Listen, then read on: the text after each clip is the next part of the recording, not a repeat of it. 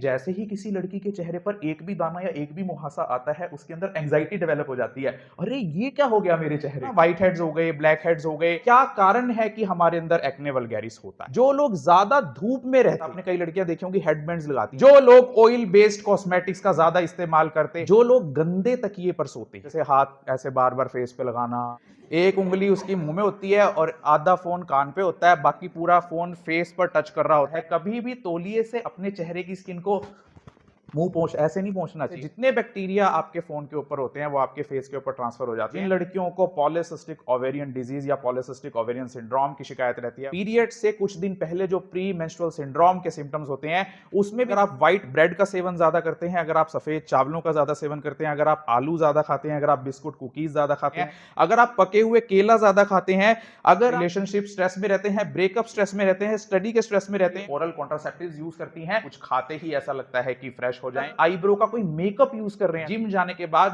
कपड़ों को बहुत जल्दी चेंज नहीं करते हैं, उन्हीं पसीने वाले कपड़ों में आप बैठे रहते हैं, फेस के ऊपर कोई भी साबुन लगाने मत चल पड़े। कई बार नाक पे दाना हो जाता है, एक्ने हो जाता है, चेहरे पे कोई फुंसी हो जाती है, उसको फोड़ने निकल पड़ते हैं, मुझे कोई क्रीम दे दे लगाने। अगर आप टमाटर ज्यादा खाती हो तो आपकी स्किन अच्छी हो जाएगी। अगर आप कोल्ड ड्रिंक मत पियो, गाजर का जूस, तो लहसुन ज्यादा खाते हैं, गार्लिक, उनकी स्किन अच्छी होती है। जो ब्रोकोली खाते हैं, मुंह तो धो ही सकते हैं, वही बता दो।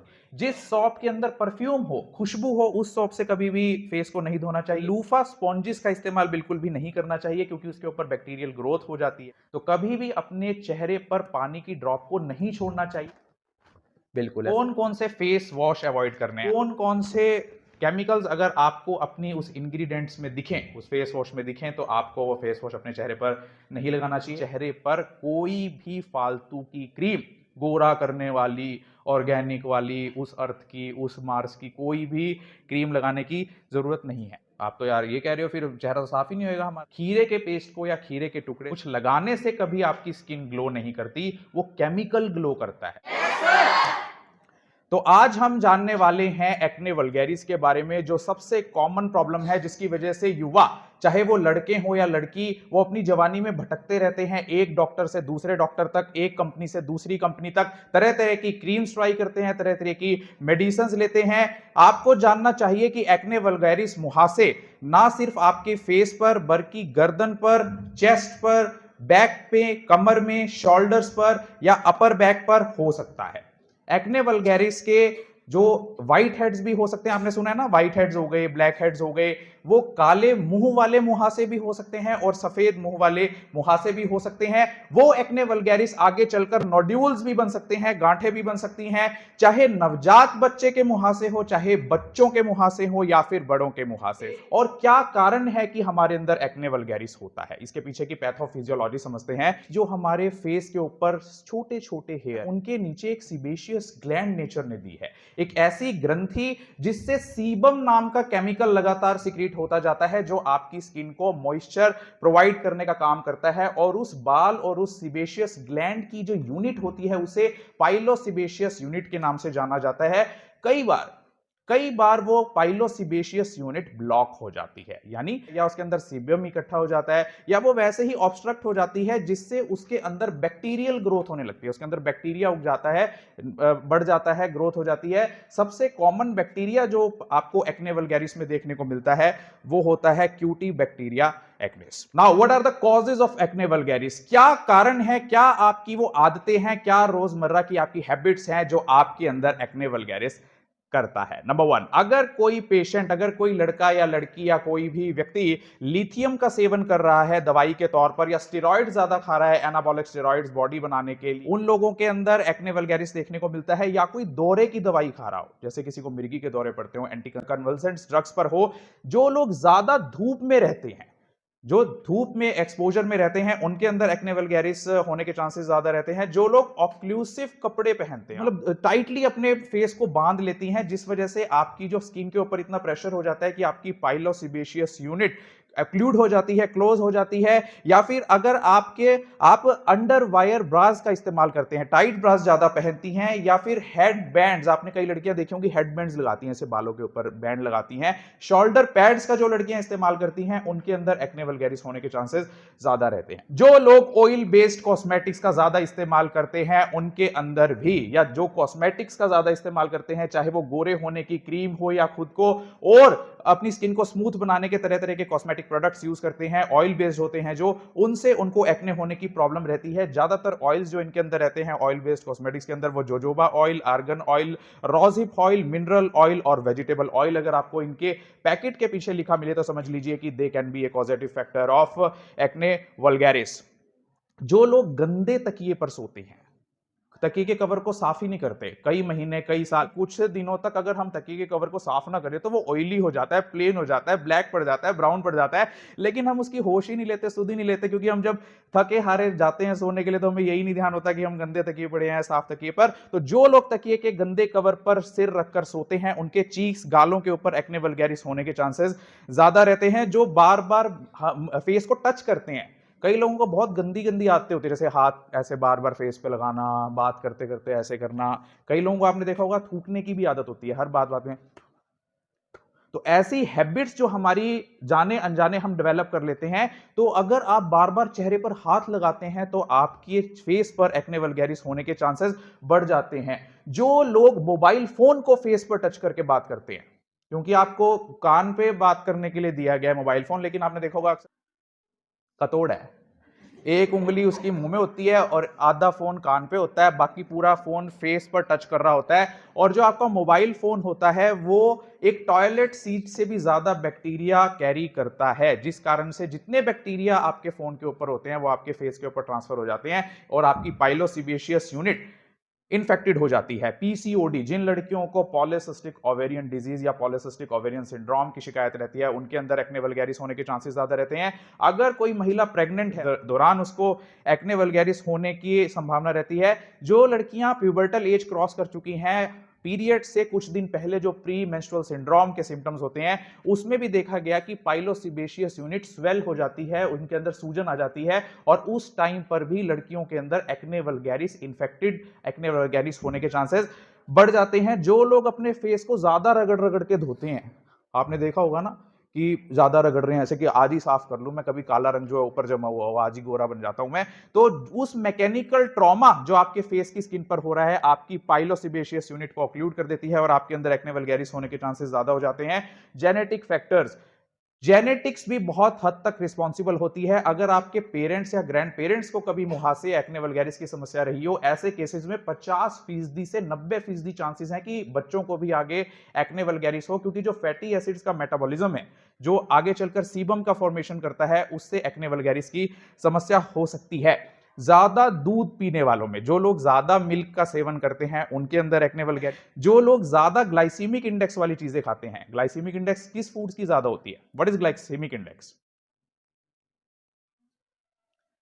जिन फूड्स के आपकी बॉडी में एंटर करते ही वो इतनी फास्टली एब्जॉर्ब हो जाते हैं और आपके ग्लूकोज का लेवल ब्लड का एकदम से इंक्रीज हो जाता है, those foods are called foods of high glycemic index. आइए जानते हैं कौन कौन से जो खाने हैं आपको एक्ने वल्गैरिस तक पहुंचा सकते हैं। अगर आप व्हाइट ब्रेड का सेवन ज्यादा करते हैं, अगर आप सफेद चावलों का ज्यादा सेवन करते हैं, अगर आप आलू ज्यादा खाते हैं, अगर आप बिस्कुट कुकीज ज्यादा खाते हैं, अगर आप उबले हुए आलू ज्यादा खाते हैं, अगर आप पके हुए केला ज्यादा खाते हैं, अगर आप एरिएटेड सॉफ्ट ड्रिंक्स पीते हैं, तो आपके अंदर एक्ने वल्गैरिस हो सकते हैं। अगर कुछ स्टडीज में पाया गया कि चॉकलेट का सेवन भी, वैसे तो ये कॉन्ट्राडिक्टरी है, कुछ स्टडीज कहती हैं कि चॉकलेट के सेवन करने से आपको एक्ने बढ़ते हैं, डार्क चॉकलेट का सेवन करने से आपको एक्ने कम होते हैं, बट कोई स्टडी कहती है कि चॉकलेट के सेवन करने से एक्ने होते ही नहीं है। तो अभी इसमें कंफ्यूजन है, बट एक स्टडी में पाया गया था, कुछ स्टडीज में पाया गया था कि that chocolate also leads to this acne vulgaris. अगर आप खजूर ज्यादा खाते हैं, अगर आप सूखे हुए आलू बुखारे ज्यादा खाते हैं, यानी जो भी आप मीठी चीज ज्यादा खाते हैं जिनसे आपका ग्लूकोज लेवल एकदम से बढ़ जाता है,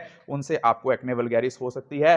साइकोलॉजिकल स्ट्रेस, अगर आप हर वक्त स्ट्रेस में रहते हैं, या फाइनेंशियल स्ट्रेस में रहते हैं, रिलेशनशिप स्ट्रेस में रहते हैं, ब्रेकअप स्ट्रेस में रहते हैं, स्टडी के स्ट्रेस में रहते हैं, तो आपके अंदर स्ट्रेस हार्मोन जो कॉर्टिसोल प्रोड्यूस होता है, जिससे आपको एक्ने वल्गैरिस हो सकता है।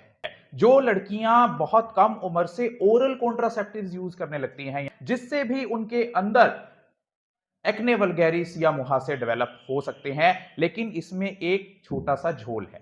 जो लड़कियां प्रोजेस्टिन प्लस एस्ट्रोजन के कॉम्बिनेशन की टैबलेट्स लेती हैं, उनके अंदर एंड्रोजन हार्मोन डिक्रीज होता है, जिससे एक्ने वल्गैरिस होने की संभावना कम होती है। और जो गर्ल्स या जो ladies progestin only contraceptive pills लेती हैं, उनके अंदर एक्ने वल्गैरिस से डेवलप हो सकता है।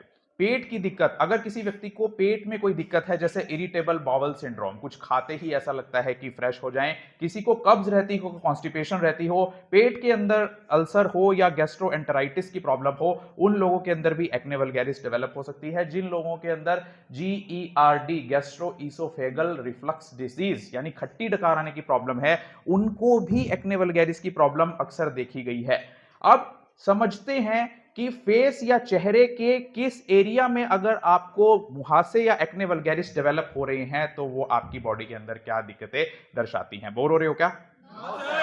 अगर आपकी हेयर लाइन, यानी जहां पर आपके बाल खत्म हो रहे हैं, वहां पर आपको मुहासे या एक्ने वल्गैरिस या दाने डेवलप हो रहे हैं, तो यानी आप किसी ऐसे हेयर प्रोडक्ट का या स्टाइलिंग क्रीम का इस्तेमाल कर रहे हैं जो आपकी स्किन को एलर्जी कर रही है। अगर आपके माथे पर मुहासे एक्ने वल्गैरिस हैं, तो या तो आपकी पाचन प्रक्रिया में कहीं गड़बड़ है, पुअर डाइजेशन है, या आपकी स्लीप का पैटर्न इरेगुलर है, या आपकी डाइट बहुत पुअर है, या आप स्ट्रेस में रहते हैं, आपको डैंड्रफ की समस्या है, या आप उस एरिया में, माथे के एरिया में बार बार टच कर रहे हैं, या फिर आप कोई ऐसी चीज खा रहे हैं, ऑयल आप गलत यूज कर रहे हैं, जिससे आपके फोरहेड पर एक्ने डेवलप हो रहे हैं। अगर आपकी आईब्रोज, आंखों के ऊपर जो ये पतली सी हेयर लाइन बोलते हैं आईब्रोज, तो ये इसके आसपास अगर एक्ने वल्गैरिस या मुहासे हैं, तो यानी आप कोई गलत हेयर प्रोडक्ट यूज कर रहे हैं, या गलत आईब्रो का कोई मेकअप यूज कर रहे हैं। अक्सर आपने देखा ना, लड़कियां लगी रहती हैं ब्रश से ऐसे, अपनी आईब्रोज को और ब्लैक करूंगी और स्मूथ करूंगी, बहुत मुझे मेरी आईज थोड़ी सी ना, आई लैशेज भैया थोड़ी अच्छी कर दो, थोड़ी दिखनी चाहिए। तो यानी आप गलत कोई मेकअप यूज कर रही हैं, आपकी डाइट में कमी है, आपके अंदर हाइड्रेशन की कमी है, आपके अंदर पानी की कमी हो गई है, आपके अंदर पित्ते की या गॉल ब्लैडर की समस्या है, जिसके कारण आपको आईब्रोज के ऊपर एक्ने वल्गैरिस डेवलप हो रही है, या इनग्रॉन हेयर, पाइलोसेबेशियस यूनिट में ही अगर कोई इनग्रॉन हेयर है, तो आपके अंदर एक्ने वल्गैरिस डेवलप हो सकती है। जो लोग शराब का सेवन करते हैं, लड़के हो या लड़की, उनके अंदर भी आईब्रोज के आसपास एक्ने वल्गैरिस डेवलप होते दिखे हैं, या पुअर ब्लड सर्कुलेशन, आपके उस एरिया में ब्लड सर्कुलेशन ही ठीक से नहीं हो रही। अगर आपके कान के एरिया में या कान के अंदर एक्ने वल्गैरिस डेवलप हो रही है, यानी आप स्ट्रेस में रहते हैं, आप चिंता बहुत करते हैं, वहां पर बैक्टीरिया बिल्डअप हो गया है, बैक्टीरियल ग्रोथ हो गई है, आपके अंदर हार्मोनल इंबैलेंस हो गया है, आपको कोई हेयर प्रोडक्ट से एलर्जी हो गई है, या आपकी किडनियों में दिक्कत है, इसीलिए आपको आपके कान के आसपास या कान के अंदर एक्ने वल्गैरिस डेवलप हो रही है। अगर आपकी नाक पर, कई बार नाक पे दाना हो जाता है, एक्ने हो जाता है, तो यानी आपकी या तो आपकी डाइट बहुत पुअर है, या आपको कब्ज रहती है, कॉन्स्टिपेशन है, या पुअर सर्कुलेशन है उस बॉडी में, या आपका पाचन प्रक्रिया कमजोर हो गई है, या आपको पेट में गैस ब्लॉटिंग बनने की समस्या है, या आपको दिल से संबंधित कोई रोग है,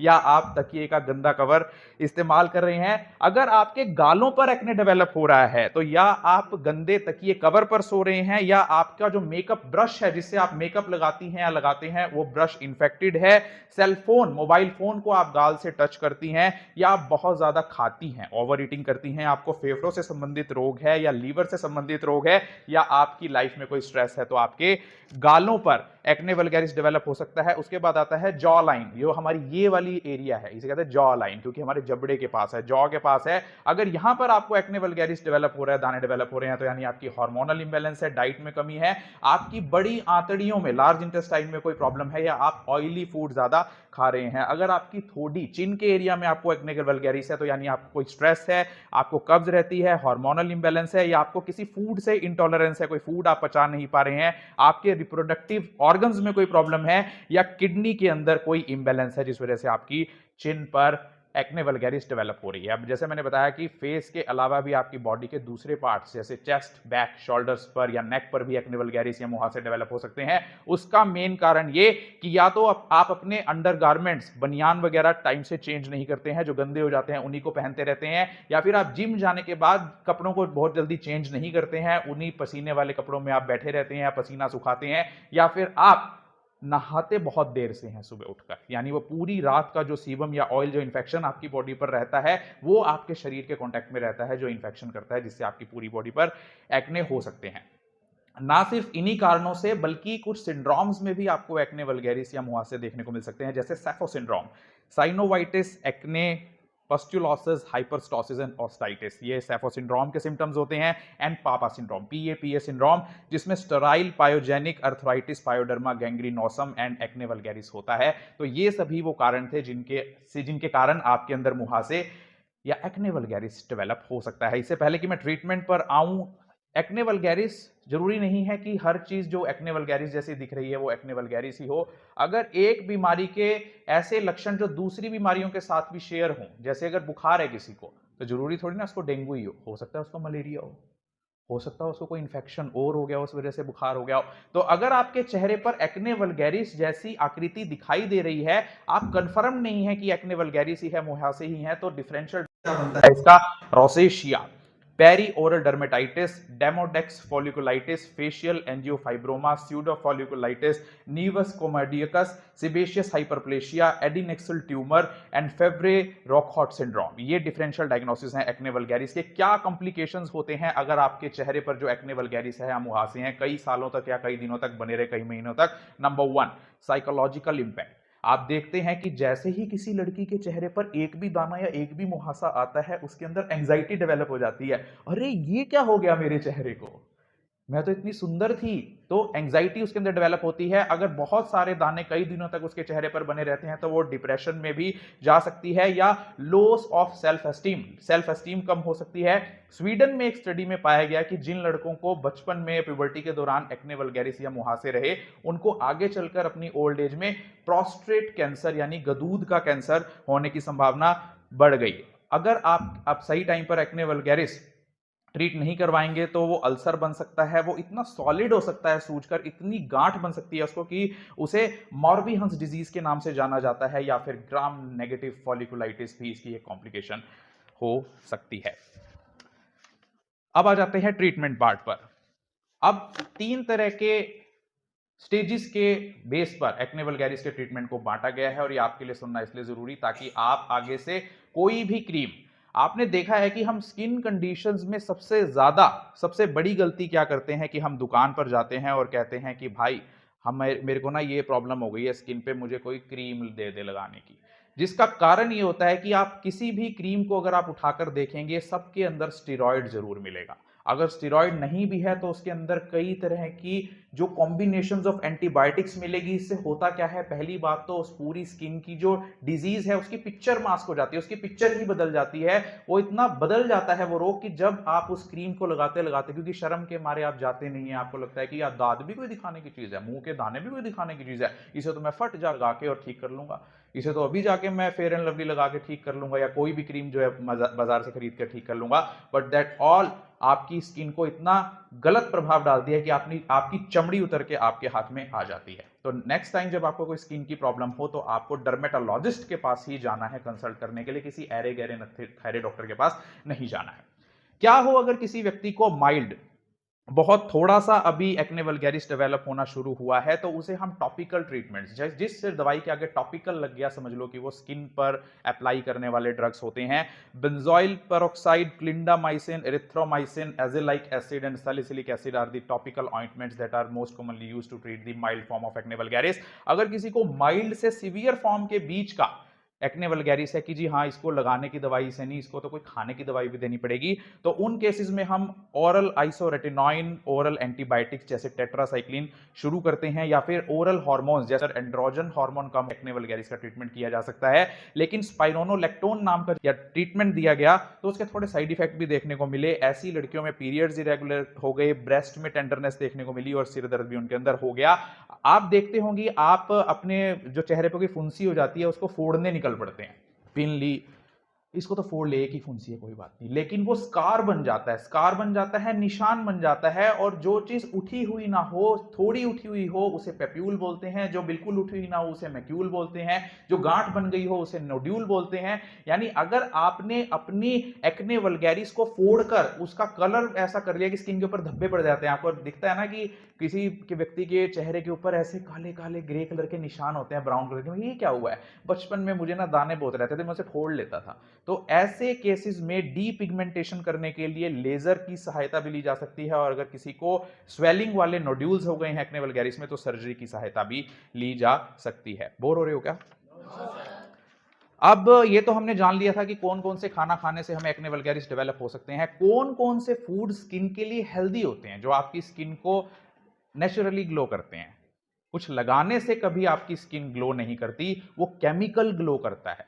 अगर आप किसी लोहे को ऊपर गोल्डन पेंट कर दें तो क्या वह सोना बन जाएगा? वो अंदर से लोहा ही रहेगा, बस वो ऊपर से गोल्ड दिखने लगा है। तो वही काम क्रीम्स का होता है कि आप मेकअप को थोप कर निकल तो पड़ते हैं, निकल तो चलती हैं, लेकिन वो मेकअप है आपकी सिर्फ जो बाहर से दिख रही सुंदरता है उसको भले ही चेंज कर दे, लेकिन आपकी स्किन के ऊपर बहुत नेगेटिव इंपैक्ट करता है। तो आइए जानते हैं वो सब खाने की चीजें जो आपकी स्किन को हेल्दी बनाती है। Number 1 avocado fruit. Number 2 fatty fish. अगर आप फिश खाते हैं तो आपकी स्किन बहुत अच्छी होती है। इसका कारण कि उसके अंदर ओमेगा 3 फैटी एसिड्स होते हैं, और जब आप ओमेगा 3 फैटी एसिड्स के कैप्सूल आप दुकान से भी मिलते हैं, डॉक्टर के प्रिस्क्रिप्शन पर आप वहां से ले सकते हैं, तो वो आपकी सीबम की प्रोडक्शन को इंप्रूव करता है, जिससे आपको एक्ने वल्गैरिस नहीं होंगे। अगर आप ड्राई फ्रूट्स नहीं खाते, अगर कुछ पैसे बचाकर, जो तुम पिज्जा बर्गर्स और फास्ट फूड्स पर खर्च करते हो, कुछ पैसे बचाकर अपने लिए ड्राई फ्रूट्स लेकर आओ, जिससे तुम्हारी स्किन और अच्छी होगी। अखरोट तुम खा सकती हो, सनफ्लावर सीड्स खा सकती हो, अलसी जिसे फ्लैक्स सीड के नाम से जाना जाता है वो खा सकती हो, इतनी बेरीज आती हैं मार्केट में वो खा सकती हो, जैसे blueberry, strawberry, cranberry and raspberry. स्पाइनच। अगर तुम पालक खाते हो तो तुम्हारी स्किन अच्छी होती है। अगर तुम शकरकंदी खाते हो, देखा है शकरकंदी? कितने लोग खाते हैं? खाना, सब खाना, अभी सर्दियों का सीजन है, बहुत अधिक मात्रा में वो आएगी। अगर आप कैरेट खाते हो, गाजर खाते हो, तो उसके अंदर बीटा कैरोटीन नाम का केमिकल होता है, जो एक रेटिनॉइड होता है। वो खाने से आपकी स्किन, या कैरेट का जूस, गाजर का जूस पीने से आपकी स्किन अच्छी होगी। कोल्ड ड्रिंक मत पियो, गाजर का जूस पियो, सस्ता भी आएगा और आपकी स्किन को और आपकी बॉडी को हेल्दी भी करेगा। अगर आप टमाटर ज्यादा खाती हो तो आपकी स्किन अच्छी हो जाएगी। अगर आप ग्रीन टी अच्छी मात्रा में लेते हो तो आपकी स्किन अच्छी हो जाएगी। अगर आप पानी ज्यादा पीते हो तो आपकी स्किन अच्छी हो जाएगी। अगर आप चुकंदर ज्यादा खाते हो तो आपकी स्किन अच्छी हो जाएगी। अगर आप मौसमी संतरा और आंवला खाती हो, सिट्रस फ्रूट्स, तो आपकी स्किन अच्छी हो जाएगी। अगर आप चेरी खाती हो, कितने लोग चेरी खाते हैं? चेरी देखी है? खाते क्यों नहीं? जितने लोग चेरी खाते हैं उनकी स्किन अच्छी होती है। जो लहसुन ज्यादा खाते हैं, गार्लिक, उनकी स्किन अच्छी होती है। जो ब्रोकोली खाते हैं, ब्रोकोली देखी है? खाई है? किस कलर की होती है ब्रोकोली? Yes, green. जो लोग चिया सीड्स खाते हैं उनकी स्किन अच्छी हो जाती है। जो टर्मरिक, हल्दी का अपनी डाइट में ज्यादा प्रयोग करते हैं उनकी स्किन अच्छी हो जाती है। और जो नींबू का सेवन ज्यादा करते हैं, नींबू पानी पीते हैं, उनकी स्किन अच्छी हो जाती है, because this all contain vitamin C naturally. Bore हो रहे हो? अब कैसे अपनी फेस की केयर करें? ठीक है जी, हम तो फ्रूट तो खा नहीं सकते, ब्रोकोली तो हमें पता नहीं, लेकिन मुंह तो धो ही सकते हैं, वही बता दो। अपने चेहरे को आइडियली हमें दिन में 2 बार जरूर धोना चाहिए। कोई भी चेहरे पर या सिर पर आप तेल ना लगाएं यदि आपके चेहरे पर दाने रहते हैं, आपकी स्किन ऑलरेडी ऑयली है। फेस के ऊपर कोई भी साबुन लगाने मत चल पड़े। ज्यादातर जो साबुन आपको नहाने के लिए कंपनी वाले बेचते हैं, या हाथ धोने के लिए कंपनी वाले बेचते हैं, या जो लिक्विड सोप बेचते हैं, वो सभी टॉयलेट के पर्पस के लिए होती है। कभी उनको पलट कर देखना कि चाहे वो बाथिंग सोप भी हो या टॉयलेट सोप भी हो, वो सोप आपके चेहरे के लिए बनी ही नहीं होती, क्योंकि वो बहुत ही हार्ड सोप होती हैं। अगर आप उनके अपने चेहरे पर लगा लोगे तो आपके चेहरे की मॉइस्चर तो उड़ ही जाएगा, हवाइयां भी उड़ जाएंगी, और दूसरा आपके जो फेस पर अच्छे बैक्टीरिया होते हैं वो भी डिस्ट्रॉय हो जाएंगे। हमेशा अपने चेहरे को हल्के गुनगुने पानी से धोना चाहिए, ना पानी बहुत ज्यादा गर्म होना चाहिए कि भाई आज ही गर्म पानी डाल के अपने चेहरे का कालापन उतार लूंगी, ना आपका पानी बहुत ज्यादा ठंडा होना चाहिए, उससे भी आपकी जो ब्लड वेसल्स हैं उसके अंदर वैसोकंस्ट्रिक्टर हो जाती है। हल्का गुनगुना ल्यूक वार्म वाटर होना चाहिए। कभी भी अपने चेहरे की स्किन को स्क्रब नहीं करना चाहिए। हम वो करते हैं ना, वो ले आते हैं एक्सपॉन्ज से आते हैं कि उससे मैं आज, इससे मेरी डेड स्किन है, आज डेड स्किन सेल्स आज इसी। एक्चुअली क्या होता है कि उससे आपके जो पाइलोसेबेशियस यूनिट हैं वो तो ब्लॉक होते ही होते हैं, साथ में जो आपकी स्किन की ऊपरी जो लेयर होती है, सबसे ज्यादा जो ब्लड सप्लाई होती है वो हमारे फेस पे ही होती है।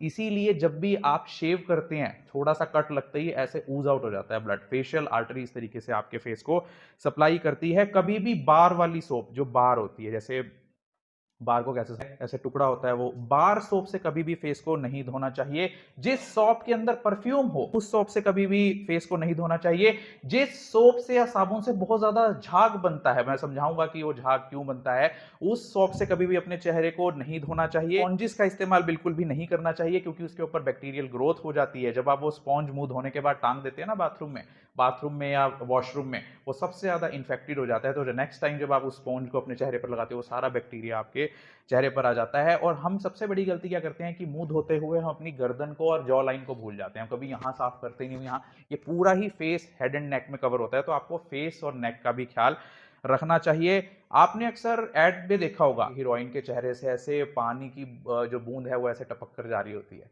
तो कभी भी अपने चेहरे पर पानी की ड्रॉप को नहीं छोड़ना चाहिए, पानी बिल्कुल भी नहीं छोड़ना चाहिए। हमारी गलतफहमी होती है कि इससे हमारा चेहरा हाइड्रेट रहेगा, इससे हमारी स्किन हाइड्रेट रहेगी, लेकिन जैसे ही पानी इवेपोरेट होता है वो आपकी स्किन को और ड्राई करता चला जाता है। कभी भी तौलिए से अपने चेहरे की स्किन को मुंह पोंछ ऐसे नहीं पोंछना चाहिए, हमेशा उसे पैट ड्राई करना चाहिए। पैट होता है बिल्कुल ऐसे, वो सोख लेगा उसको। अपने चेहरे को सारा दिन धोने में नहीं व्यस्त रहना चाहिए कि अभी बाहर गई थी फिर आके मुंह धो रही हूं, अभी फिर बाहर गई थी फिर मुंह धो रही हूं, अभी रसोई में काम करने गई थी फिर मुंह धो रही हूं। तो ज्यादा मुंह धोने से भी आपको फेस पे ड्राइनेस हो सकती है। मॉइस्चर आपकी स्किन को बहुत पसंद होता है, मॉइस्चराइजर आप लगा सकते हैं या कोई और कोकोनट ऑयल आप इस्तेमाल कर सकते हैं। इसके अलावा चेहरे पर कोई भी फालतू की क्रीम, गोरा करने वाली कोई भी क्रीम लगाने की जरूरत नहीं है। बोर हो रहे हो क्या? कौन कौन से फेस वॉश अवॉइड करने हैं? आजकल मार्केट भरी हुई है कि हम अपने चेहरे को फेस वॉश कर लें। मैं फेस वॉश लगाती हूँ, एलोवेरा जेल है उसके अंदर, पता है। लेकिन क्या आपको पता है कि कंपनी वालों को इस बात से कोई मतलब नहीं है कि आप कितनी सुंदर दिखती हो, आपकी चेहरे का क्या हर्ष होगा, आपके ऊपर उसका क्या साइड इफेक्ट होगा। सिर्फ कुछ स्टार्स को, सेलिब्रिटीज को दिखाकर आपको चीज बेच दी जाती है और कुछ साल बाद आप ही हमारे क्लिनिक में आकर कहते हो कि मुझे स्किन कैंसर हो गया। तो आइए जानते हैं कि कौन कौन से केमिकल्स अगर आपको अपनी उस इंग्रेडिएंट्स में दिखें, उस फेस वॉश में दिखें, तो आपको वो फेस वॉश अपने चेहरे पर नहीं लगाना चाहिए। नंबर 1, जिस भी फेस वॉश के अंदर परफ्यूम वर्ड लिखा हुआ है, खुशबू वर्ड लिखा हुआ है, उसे बिल्कुल यूज ना करें। जिसके ऊपर सोडियम लोराइल सल्फेट लिखा हुआ है वो बिल्कुल यूज ना करें। जिसके ऊपर सोडियम लॉरेट सल्फेट लिखा हुआ है बिल्कुल यूज ना करें। पैराबेन लिखा हुआ है बिल्कुल यूज ना करें। थैलेट्स लिखा हुआ है बिल्कुल यूज ना करें। फॉर्मेल्डिहाइड लिखा हुआ है यूज ना करें। Alcohol, triclosan, mineral oil, polyethylene glycol, oxybenzone, hydroquinone, DMDM, hydantoin, toluene, butylated hydroxy toluene, aluminium, butylated hydroxy anisole, methyl isothiazolinone, diethanolamine, monoethanolamine and butylene glycol नाम का अगर chemical आपको उस पर लिखा मिले तो उस फेस वॉश को अपने चेहरे पर नहीं लगाना चाहिए, वो काफी हार्श होता है। इसके अलावा और भी केमिकल्स हो सकते हैं, आप उसे लिटरेचर से कंसल्ट करके देख सकते हैं। अगर नेचुरल तौर पर, कुछ लोग कहते हैं कि जी फिर मुंह किससे धोएंगे, मुंह तो बहुत गंदा हो जाता है, उस पर डर्ट जम जाती है। आप तो यार ये कह रहे हो फिर चेहरा तो साफ ही नहीं होएगा हमारा, गलत बता रहे हो आप तो। पहली बात तो हमारी बॉडी को नेचर ने नेचुरल क्लींजिंग सिस्टम खुद दिया हुआ है। जिन जिन चीजों को आप क्लीन नहीं भी करते वो भी ऑटोमेटिकली क्लीन हो रही हैं। और आप जरा जानवरों की तरफ नजर घुमाकर देखिए, क्या जानवर, क्या वो कभी नहाने के लिए साबुन का इस्तेमाल करते हैं?